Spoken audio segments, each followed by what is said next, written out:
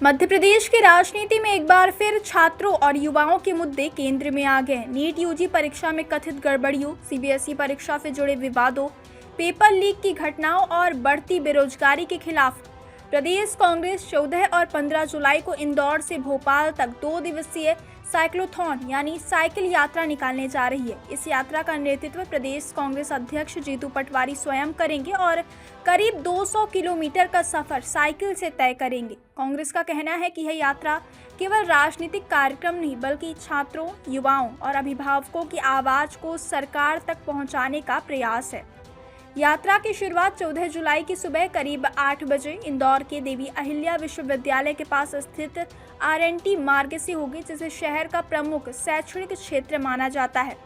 कांग्रेस ने इसी स्थान को इसलिए चुना है ताकि छात्रों के बीच शिक्षा व्यवस्था, परीक्षा प्रणाली और पेपर लीक जैसे मुद्दों पर बड़ा संदेश दिया जा सके। इंदौर से शुरू होकर यह साइकिल यात्रा देवास, सीहोर होते हुए भोपाल पहुंचेगी। कांग्रेस के मुताबिक रास्ते में पड़ने वाले प्रत्येक जिले से करीब 500 साइकिल यात्री इस अभियान में शामिल होंगे। इंदौर, देवास, सीहोर और भोपाल को मिलाकर 2000 से अधिक साइकिल सवारों के साथ जीतू पटवारी राजधानी पहुंचेंगे।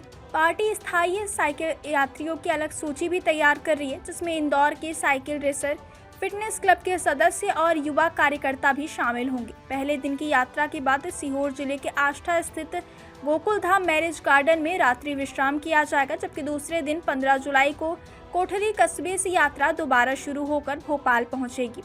कांग्रेस की योजना इस यात्रा का समापन भोपाल के व्यापम चौराहे पर करने की है। पार्टी का कहना है कि व्यापम घोटाला प्रदेश के युवाओं के भविष्य से जुड़ा सबसे बड़ा प्रतीक रहा है, इसलिए वहीं से युवाओं को न्याय और पारदर्शी भर्ती व्यवस्था का संदेश दिया जाना चाहिए। हालांकि यात्रा के समन्वयक आनंद जाट के मुताबिक प्रशासन ने व्यापम चौराहे पर कार्यक्रम की अनुमति नहीं दी है। कांग्रेस ने लिली टॉकीज चौराहा और इमामी गेट जैसे वैकल्पिक स्थान भी सुझाए, लेकिन प्रशासन ने मोतिया तालाब के सामने कार्यक्रम की अनुमति देने की बात कही है। कांग्रेस का आरोप है कि यह स्थान अस्पतालों के पास होने के कारण वहां कार्यक्रम से मरीजों और एम्बुलेंस की आवाजाही प्रभावित हो सकती है। इस साइक्लोथॉन को लेकर जीतू पटवारी ने कहा कि देश की आज़ादी के लगभग 80 वर्ष और मध्य प्रदेश में भाजपा के 25 वर्षों के शासन के बाद अब समय आ गया है कि KG से PG तक सभी छात्रों को गुणवत्तापूर्ण और निःशुल्क शिक्षा मिले। उन्होंने कहा कि शिक्षा हर नागरिक का अधिकार है और इसे राजनीतिक मुद्दा नहीं बल्कि सामाजिक परिवर्तन का अभियान माना जाना चाहिए। पटवारी ने राहुल गांधी के छात्रों की गूंज अभियान का उल्लेख करते हुए कहा कि इसका उद्देश्य छात्रों को सुरक्षित, पारदर्शी और निष्पक्ष शिक्षा व्यवस्था उपलब्ध कराना है। उन्होंने आरोप लगाया कि नीट जैसी प्रतियोगी परीक्षाओं में सामने आई अनियमितताओं ने लाखों युवाओं का भरोसा कमजोर किया और अब परीक्षा प्रणाली में पारदर्शिता सुनिश्चित करना सरकार की जिम्मेदारी है।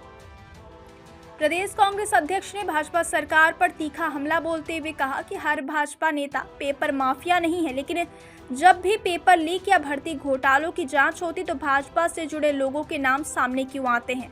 उन्होंने कहा कि भ्रष्टाचार और परीक्षा घोटालों पर सरकार को जवाब देना चाहिए, क्योंकि प्रदेश के युवाओं का भविष्य दांव पर लगा है।